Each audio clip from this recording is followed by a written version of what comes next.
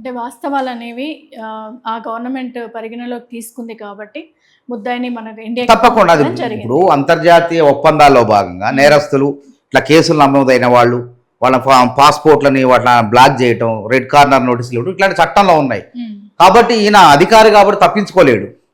కాబట్టి వచ్చిండు, విచారణకు హాజరైండు, మళ్ళీ 11వ తారీఖు వస్తాడు. కాబట్టి ఆ 11వ తారీఖు ఏం జరుగుతుందని చెప్పి మనం చూడాలి. ఓకే.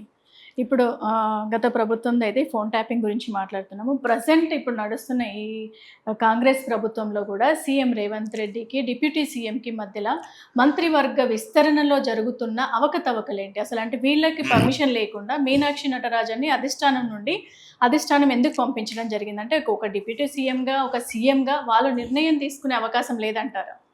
ఇప్పుడు రేవంత్ రెడ్డి గారు, బట్టి విక్రమార్క గారు మంచిగానే ఉంటారు. లేని కయ్యాన్ని వీళ్ళే బయట ఉన్నటువంటి సోషల్ మీడియా, బీఆర్ఎస్ సంబంధించిన కొంచెం మీడియాలు ఉన్నాయి, వాళ్ళే చూపించి అంటే అట్లా ఆ విధంగా ఒక యూట్యూబ్లో ఒక వీడియో పోస్ట్ చేస్తే చూస్తారు జనం, వీళ్ళిద్దరు గొడవ పెట్టుకుంటున్నారు అనే ప్రచారంలో భాగంగా జరుగుతుంది తప్ప వాళ్ళిద్దరు సఖ్యతగానే ఉన్నారు. కాంగ్రెస్ పార్టీలో మంత్రివర్గ విస్తరణప్పుడు ఇది జాతీయ పార్టీ, బీఆర్ఎస్ పార్టీ లాగా ప్రాంతీయ పార్టీ కాదు. కర్త కర్మ క్రియ అన్నీ అక్కడ ఉన్నటువంటి అధినాయకత్వం, ముఖ్యమంత్రిగా ఉన్న వ్యక్తులను పార్టీ అధ్యక్షుడు తీసుకుంటారు ఇక్కడ. కానీ ఇక్కడ అట్లాగా జాతీయ నాయకత్వంలో ఒక ఇన్ఛార్జ్ ఉంటారు. ఆ ఇన్ఛార్జ్ ద్వారా ఇక్కడ విషయాలన్నీ వాళ్ళ అధిష్టానానికి వెళ్తాయి. అధిష్టానంలో అక్కడ మల్లికార్జున్ ఖర్గే గారు, రాహుల్ గాంధీ గారు, అదేవిధంగా కేసీ వేణుగోపాల్ గారు కూర్చుంటారు. ఒక జాబితా అనేది రేవంత్ రెడ్డి గారు వీళ్ళంతా కలిసి ఒక జాబితా తయారు చేస్తారు, ఎవరికి మంత్రి పదవి రావాలి అనేది. చేసి దాన్ని అధిష్టానం పంపిస్తే అధిష్టానం ఏం చేస్తుందంటే వాళ్ళ యొక్క బయోడేటాని, వాళ్ళ చరిత్రని తీసుకొని ఎవరికి ఇవ్వాలి ఏందనేది టిక్కులు కొట్టి పంపిస్తారు. ఇది ఆనవాయితీ, ఏ పార్టీలైనా అంతే, బీజేపీలైనా అంతే, ఏ జాతీయ పార్టీలైనా అంతే. కాబట్టి ఇందులో ఏమీ జరగలేదు, వాళ్ళిద్దరి మధ్య ఏమి తగాదాలు లేవు, వాళ్ళిద్దరు సఖ్యంగానే ఉన్నారు, అధిష్టానం చెప్పినట్టు వింటున్నారు. అంటే మీరు ఇప్పుడు అన్న దానికి నేను అడుగుతున్నాను, అంటే పబ్లిక్ టాక్ ఏంటంటే ఇంకా సీఎం పని అయిపోయింది, అసలు వాళ్ళల్లో ఉన్న మంత్రులే అతనికి సహకరించట్లేరు, ఎప్పటికైనా కానీ ఎప్పటికైనా సీఎం పదవి అనేది రేవంత్ రెడ్డికి ఉండదు, ఎప్పటికైనా వెళ్ళిపోవాల్సిందే అని చెప్పేసి ఇంకొక గత 6 months కానీ 1 year లోపల మనం స్టార్టింగ్లో చూసుకున్నాం. హరీష్ రావు గారు కూడా అనడం జరిగింది 3 నెలలే 6 నెలలే అని చెప్పేసి. అలా నడుస్తూ ఇప్పుడు 14 నెలలు కంప్లీట్ చేసుకుని 2వ సంవత్సరంలోకి కూడా అడుగు పెట్టడం జరిగింది. మరి అలాంటి అవకతవకలు మీ కాంగ్రెస్ పార్టీలో అంటే ఎప్పటి నుంచో ఆనవాదిగా వస్తున్నది. అంటే కాంగ్రెస్ వాళ్ళకి ఎవరు గొడవలు పెట్టాల్సిన అవసరం లేదు, కాంగ్రెస్ వాళ్ళే గొడవలు పడుతూ ఉంటారు అని చెప్పేసి బయట పబ్లిక్ టాక్ ఉంది. మరి అది ఎంతవరకు వాస్తవం ఇక్కడ? ఇప్పుడు కొంతమంది శాడిస్టులు, సైకోలు కాంగ్రెస్ ప్రభుత్వం రేవంత్ రెడ్డి యొక్క పరిపాలన చూసి నచ్చక భవిష్యత్తులో ఆ పార్టీలో ఉన్న ప్రతిపక్షంలో నాయకులు పుట్టగతులు ఉండవని చెప్పి ఇట్లాంటి ఆరోపణ చేస్తున్నారు.